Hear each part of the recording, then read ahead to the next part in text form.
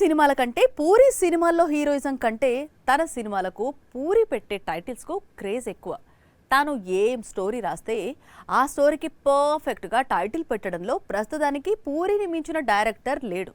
Double smart తర్వాత ఈ dashing director కొత్త సినిమాతో తిరిగొస్తున్నాడు. అందుకోసం మరోసారి పూరి మార్క్ టైటిల్ కూడా ఫిక్స్ చేసేశాడు.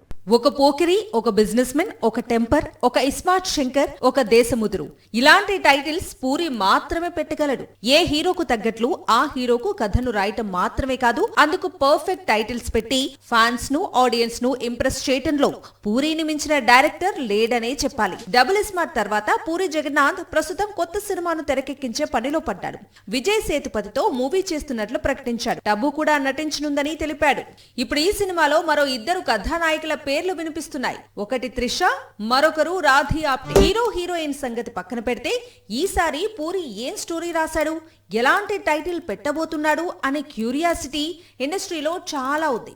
అందుకు తగ్గట్లే పూరి ఎవరో ఊహించిన విధంగా తన చిత్రానికి బెగ్గర్ అనే టైటిల్ ఫిక్స్ చేశాడని టాక్ వినిపిస్తోంది. ఇది వర్కింగ్ టైటిల్ మాత్రమే అంటూ చిత్ర యూనిట్ చెబుతున్నా ఇదే టైటిల్ ఖరారయ్యే అవకాశాలున్నాయట.